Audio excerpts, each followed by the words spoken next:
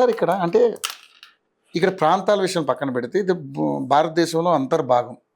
అంటే మేము ఎవడు కాదన్న మేము ఇక్కడికి వచ్చి పోటీ చేయకూడదా, మేము వచ్చి తిరగకూడదా? నేను చెప్తున్నాను కొద్దని అనలే కదా. నీకు జ్ఞాపకం ఉంటే ఈ తెలంగాణ ప్రాంతానికి ఒక సుదీర్ఘ పోరాట చరిత్ర ఉంది.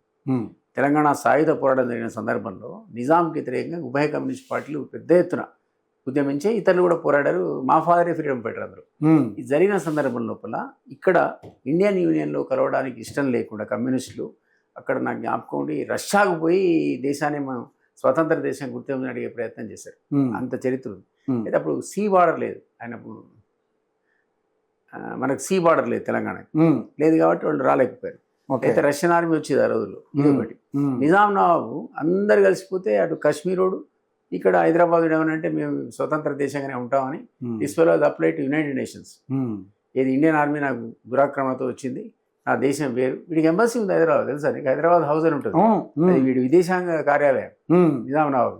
సో నేను వేరే దేశాన్ని పెట్టుకున్నాడు యునైటెడ్ నేషన్స్.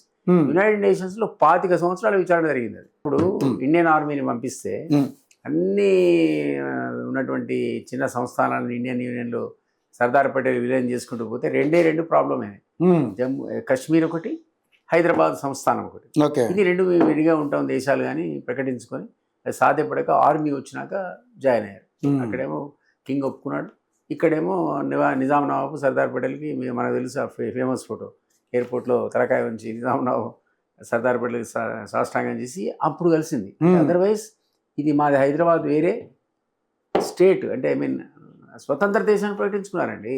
అంత చరిత్ర ఉన్న రాష్ట్రంలో మన తెలంగాణ ఉద్యమకాలంలో మేము ఇందులో ఉండం, మాకు వేరే దేశం కావాలన్నాం.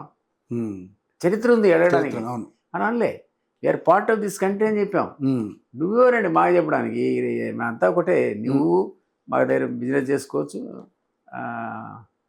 అక్కడ మేము చేసుకోవచ్చు, రావద్దు పోవద్దు, ఇడ్లీ అమ్ముకోవచ్చు, దోశలు వేసుకోవచ్చు అని పాటలే ఉండే తెలంగాణ.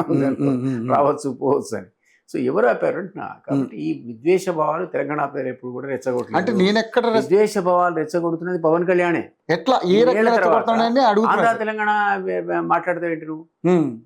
ఉండవల్లి అరుణ్ కుమార్ సుప్రీం కోర్టు పోయాడు, ఏమన్నాడు? తెలంగాణ రాష్ట్రాన్ని వ్యతిరేకించట్లేదు, ఏ టెక్నిక్ అయితే ఫాలో అయ్యారో పార్లమెంటు సాంప్రదాయాలకు విరుద్ధంగా బిల్లు పాస్ అయింది, దాన్ని క్వశ్చన్ చేస్తున్నా అని ఇప్పటికి కూడా అదే స్టార్ట్ ఉండడం కాదు, పెండింగ్ ఉంది. ఆయన అడుగుతాను విభజన రాష్ట్రం కూడా కలిసే సమస్య లేదు. I only question modalities. ఆ పార్లమెంట్ లో తలుపులు పెట్టారు, మమ్మల్ని బహిష్కరించారు, బ్లాక్అవుట్ చేశారు, ఇది ఎన్నడూ జరగలే అంటాడు. ఉండొచ్చు, బట్ ఆ పవర్ ఎవరిది? మీరా కుమార్. ఆమె స్పీకర్, ఆమె లైట్లు వేసి చేతులు లెక్క పెడతా, లైట్లు మూసేసి లెక్క పెడతా, ఆమె ఇష్టం జరిగిపోయింది.